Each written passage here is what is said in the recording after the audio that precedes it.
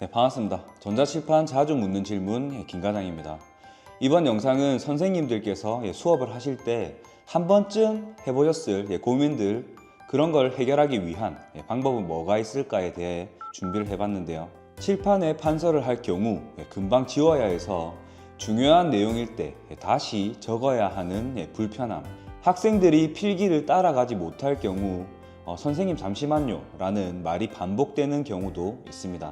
선생님이 열심히 판서한 부분을 사진으로 찍어 가라고 해도 솔직히 찾기도 힘들고 다시 보지 않아서 복습이 어렵고요. 수업 전에 미리 준비한 출력물을 나눠줬는데 추가 설명이 필요할 때 칠판은 어차피 또 써야 하고요. 학생들이 출력물에 필기를 하다 보면 고개를 이렇게 숙이게 되죠. 이때 잠깐 딴 생각하면 강의 흐름을 놓치는 경우가 많습니다. 일일이 판서를 하게 되면 당연히 손목이 아프고 수업이 끝나면 모든 기록이 사라집니다. 불필요하게 수업 시간 또한 늘어나게 되고, 이런 문제들 때문에 수업이 매끄럽게 진행이 되지 않고 학생들의 학습 효과도 떨어지게 되는 경우가 많죠. 그럼 전자칠판을 활용하면 어떻게 달라질까요? 이렇게 교재를 그대로 가져가셔도 됩니다. 가져가셔서 여기서 되고, 일반 화이트보드 같은 경우에는 이렇게 판서를 하시면 다 지우고 또 새롭게 판서를 하셔야 되죠. 여기서 이렇게 지우셔도 됩니다. 지우셔도 되는데 잘못 지웠다? 다시 이렇게 살리실 수도 있고, 페이지를 그냥 추가하시면 돼요. 이렇게 해서 2페이지에서 동일하게 이렇게 판서 수업을 하시고 3페이지, 4페이지 무한으로 가능합니다. 이런 식으로 수업을 하셔도 되고, 다시 이동. 이런 게 화이트보드, 일반 이제 칠판이랑 굉장히 차이가 나는 거죠. 이렇게 수업하실 수가 있고, 아니면 교재 같은 경우에도 이렇게 바로 교재를 띄워서, 잘 안 보이죠? 이렇게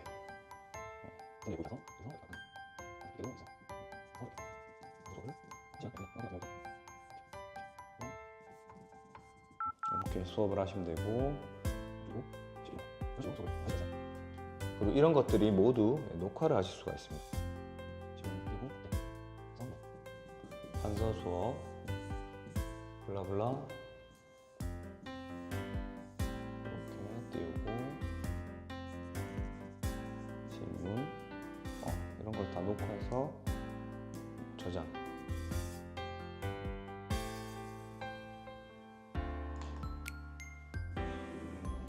띄우고 끝.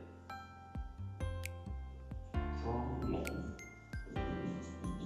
판서 수업 블라블라 이렇게 띄우고, 이런 식으로 인강처럼 바로 만드셔서 사용하실 수가 있고, 여기에서도 하는 걸 똑같이 녹화를 하셔서 판서 수업한 걸 학생들에게 제공해 드려도 됩니다. 그리고 판서 수업한 자체를 저장을 하실 수가 있어요.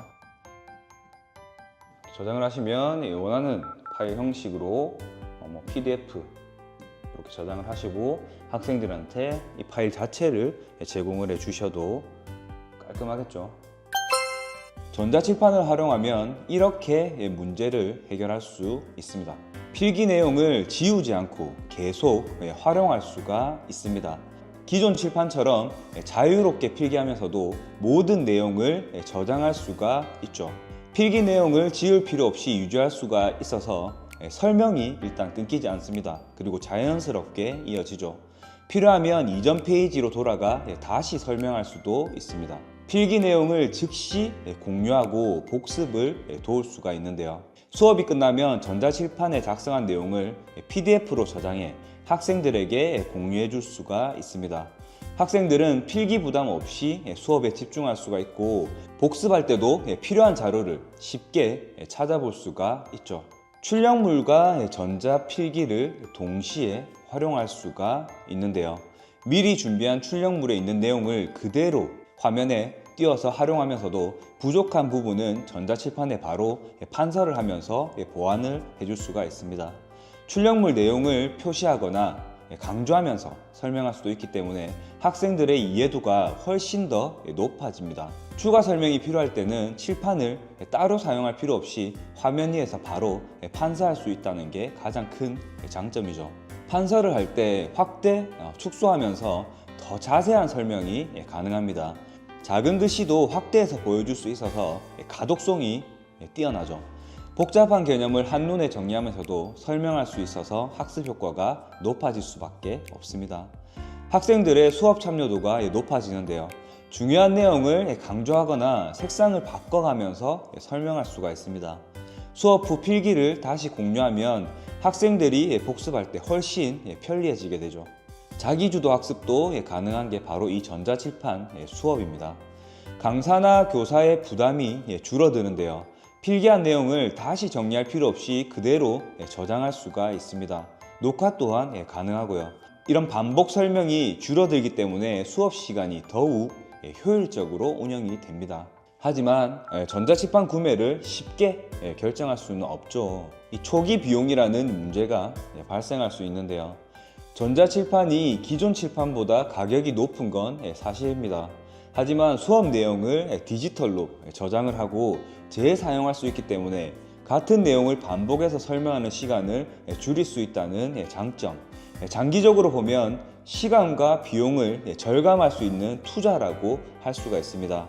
다양한 할인이나 할부 그리고 렌트 같은 제도를 활용해서 구매를 하시면 부담을 줄일 수가 있습니다.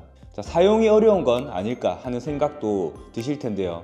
요즘 전자칠판은 조작이 매우 간단하게 설계되어 있어서 기존 칠판처럼 자연스럽게 사용을 할 수가 있습니다.